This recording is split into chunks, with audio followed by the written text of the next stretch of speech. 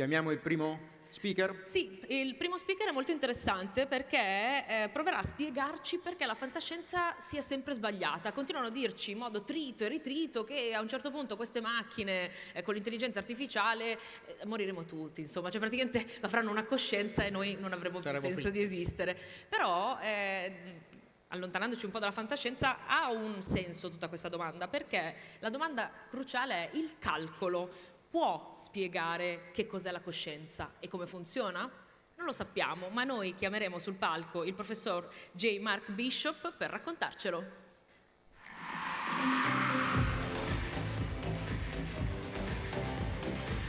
Hello! Hi. Hello, good morning. Good morning. So, the stage is all yours. Thank you.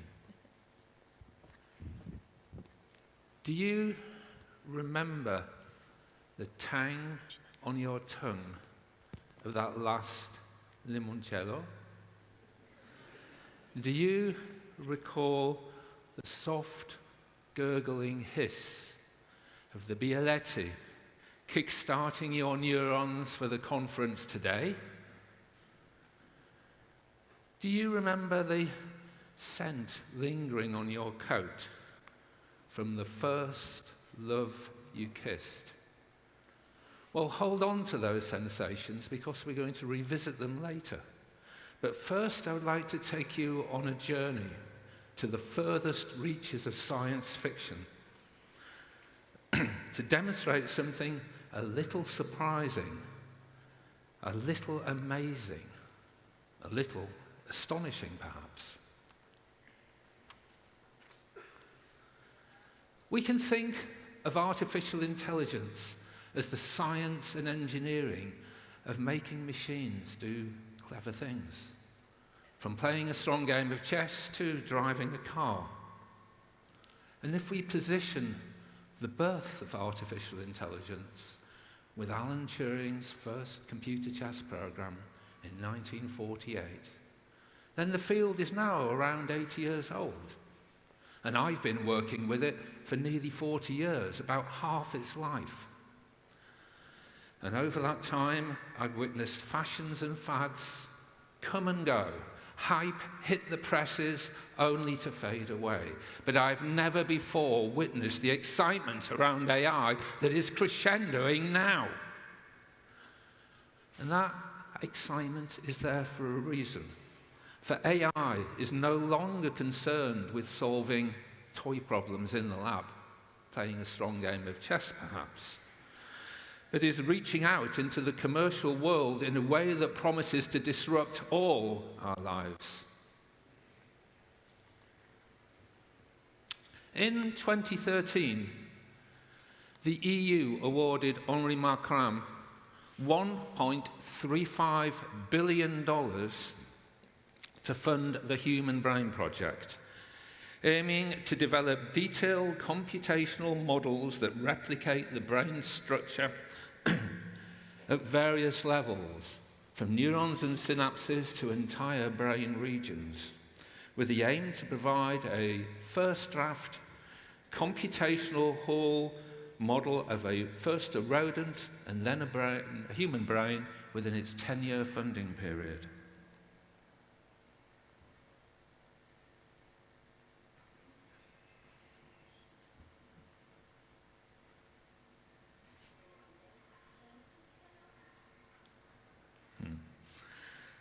Sorry for the lack of audio there. In 2022, Blake Lemoine made headlines when he shared transcripts of his conversations with Google Lambda large language model, asserting that AI had already achieved sentience, albeit Google dismissed his claims and very soon after dismissed Blake. Nonetheless, in this heady climate, it seems that there is nothing about the human mind that cannot be replicated or bettered by computation. But will a suitably programmed robot ever really be refreshed by limoncello, be roused by a cup of coffee, feel the delicious excitement of a first kiss? Will a machine truly ever attain phenomenal consciousness? Consider, a priori, machine consciousness entails a number of things. Firstly, that there is no such thing as free will. Secondly, that consciousness is epiphenomenal. It has no causal power because the machine is uniquely and deterministically determined by its program and input. That conscious states can be multiply instantiated by repeatedly executing the same program with the same input on different machines. And it entails a very strange form of dualism, where the essence of mind is an immaterial concept, a mathematical and computational function that can be realized across in a number of different machines in an infinitude of different ways. Well, some believe machine consciousness has already been realized over 2 decades ago. In 2002, at the University of Reading, UK, Professor Kevin Watt led a team developing small, autonomous, cybernetic, mobile robots that learn.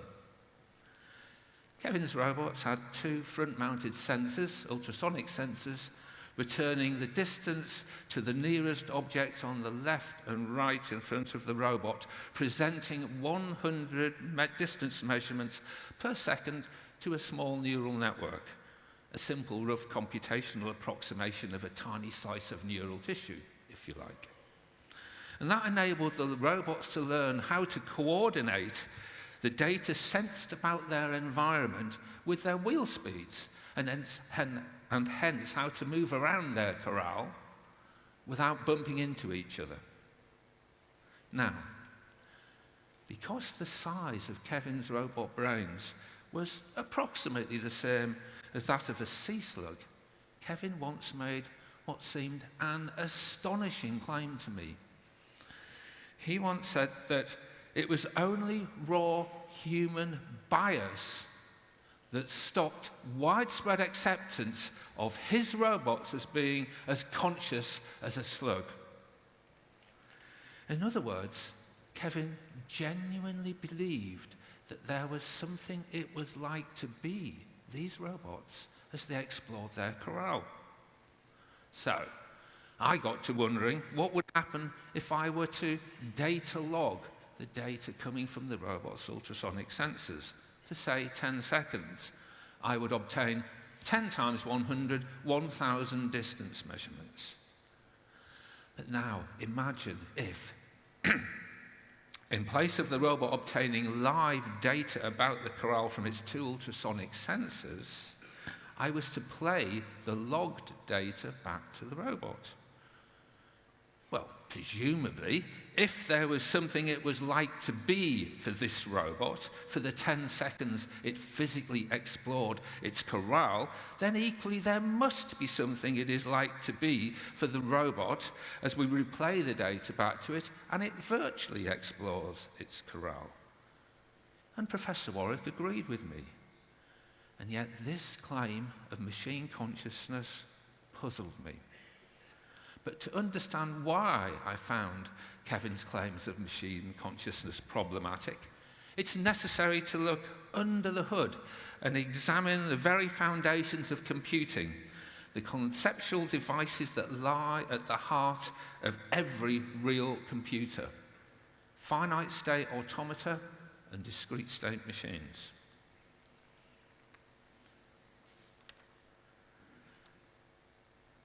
Perhaps you've seen an automata like this one at a museum, or on television, or on YouTube. The Silver Swan is one such device exhibited at the Bowes Museum in the northeast of England, where I hail from. And it's a complex device controlled by a clockwork mechanism of cams and gears and rods and chains, all concealed within the swan and under its stage. Now, such stage automata are carefully engineered to follow through a complex sequence of operations, and to 18th century eyes, their fluid, lifelike movement seemed almost supernatural. Now, Although stage automata, like the Silver Swan, are sensu strictu neither computational devices nor even discrete state machines, their clockwork mechanisms allow for a conceptual mapping from their overall behavior to a state machine model, where each state represents a distinct phase of the swan's performance. For example, the swan sitting idle, the swan preening itself, the swan catching the fish, and the swan eating the fish, wherein the smooth analog transitions in each phase are controlled by the specific CAM mechanisms of the swan itself. Well, in 1950, Alan Turing described a sequence of discrete operations, such as those defining the phases of operation of the Silver Swan, via a simple mechanical abstraction, the discrete state machine. In Turing's paper, he described a very simple mechanism with one hand, a bit like the hour hand of a clock. And with each tick of the clock, the hour hand traversed the 12 o'clock, the 8 o'clock, and the 4 o'clock positions repeatedly. 12, 8, 4, 12, 8, 4, 12, 8, 4. Turing showed how we can describe this sequence of states by a very simple computation. Let's assign computational state A to the 12 o'clock position, computational state B to the 8 o'clock, and computational state C to the 4 o'clock position. The computation the machine performs can then be described by a simple table of rules. If the machine is in state A, then at the next clock tick it moves to computational state B. If the machine is in computational state B, at the next clock tick it goes to C, and if it's in C, at the next clock tick it cycles back to state A. Thus, with each clock tick, the machine will cycle through the states ABC, ABC, ABC, etc. Now, Turing also imagined that if the machine is in a particular clock state, then a given action can be made to happen. For example, if the machine is in state A, then perhaps a light can be made to come on. In this way, complex sets of actions can be sequenced. Now, what is perhaps not so obvious is that over any given time period, we can fully replicate Turing's discrete state machine with any other discrete state system and a mapping. For example, a digital counter such as comprises a car's mileometer. All we need to do is to say that if the mileometer shows 00001, then the machine is in computational state A. If the mileometer says 000002, then the machine is in computational state B. And if it shows 000003, then guess what? The machine's in computational state C. But before you're tempted to replace your laptop by a simple digital counter, reflect that a discrete state machine without input is actually a pretty boring device, because all it can do is repeatedly cycle through a sequence of states, A, B, C, A, B, C, etc. However, Turing also imagined his machine with input. This input was in the form of a brake mechanism that could be made to either lock on or lock off at each clock tick. Now, if the machine is in computational state A and the brake is on, the machine stays in computational state A. Otherwise, if the brake's off, it goes to B. And if the machine is in computational state B and the brake's on, it stays in computational state B. Otherwise, with the brake off, it goes to C. And if it's in C and the brake's on, it stays in C. Otherwise, it cycles back to state A. Now, this addition of input has utterly transformed the complexity of the machine. From a simple device that could merely cycle through a simple and branching sequence of states to one that is counterfactually sensitive to its input. And as a result, the number of possible state transitions that the state machine may enter grows combinatorially with time, rapidly becoming larger than the number of atoms in the known universe. It's because of this that we cannot simulate your laptop with a simple digital counter. However, if we know the input to the discrete state machine over a period of time, say that we know the brake is initially on for one clock tick and off thereafter, then that combinatorial machine state structure collapses back down to a simple linear list of state transitions. In this case, that will be A, B, C, A, B, C. And so once again, can be trivially realized by a suitably large digital counter and a mapping. That is, counter state 1 maps to computational state A, counter state 2, because the brake was on, also maps to computational state A, counter state 3 maps to B, counter state 4 maps to C, counter state 5 maps to A, counter state 6 maps to B, etc.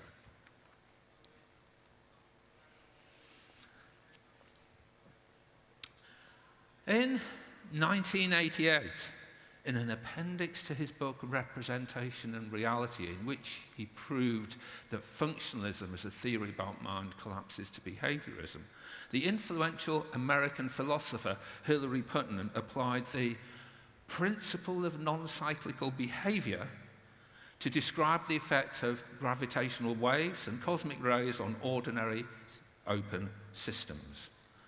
Putnam showed that the subatomic particles in everyday objects, such as your clothes, your seat, and even this very lecture hall, are all in constant motion. And such particles follow a dynamic and ever-changing pattern, never repeating the same state twice. At any given moment, they pass through distinct maximal states which define the system's complete physical makeup in perfect detail, in a process analogous to the balls in a lotto machine. And yet, this process is governed by the laws of physics, and so, if, like a Laplacian supermind, we could somehow image all the balls at any one instant at time t, and we knew all the forces that pertained, we could reliably predict the next position or maximal state that these balls would transition to at time t prime, and presumably win the lotto. In this sense, the evolving dance of balls in a lottery machine, or indeed the sequence of maximal states defining the behavior of the subatomic particles in any ordinary open system, such as this lecture hall, can be seen as being isomorphic to that of an infinitely large counter as it transits through a sequence of states. Hence, building our model of computation on the trajectory-based framework, such as that of Waterland et al., and considering the memory and registers of a single-threaded processor as comprising an exponentially growing state space, program execution is simply the unfolding trajectory through this state space. And if all input data is loaded up front, this execution is memoryless in that it produces a deterministic sequence of state transitions, where each state depends only on the previous state. In other words, with inputs I0 to ij fixed and defined over the interval t0 to tk, as per the robot's logged ultrasonic data that we saw earlier, program execution will simply traverse a deterministic sequence of states where each state depends on the previous state. So, if a robot like the Terminator is phenomenally conscious over the time interval t0 to tk, if it genuinely feels emotions, if it genuinely holds beliefs, if it really hates Sarah Connor, simply because it transitions through a sequence of states, then we can trivially reproduce that same labeled state sequence using any large enough digital counter and an appropriate mapping, or, following Putnam, any open ordinary system. In which case, if a robot is phenomenally conscious as it executes a program and transitions a series of states, then a vicious form of panpsychism entails, and phenomenal consciousness is revealed everywhere, by the very building that we're all in, by the very seat that you're sitting on, by the very clothes that you are wearing. They're all experiencing that tang of limoncello, that hiss of the coffee, that scent of your first lover's kiss. If machine consciousness is possible, then an infinitude of consciousnesses, dancing pixies, are instantiated by the very smallest grain of sand. Thank you.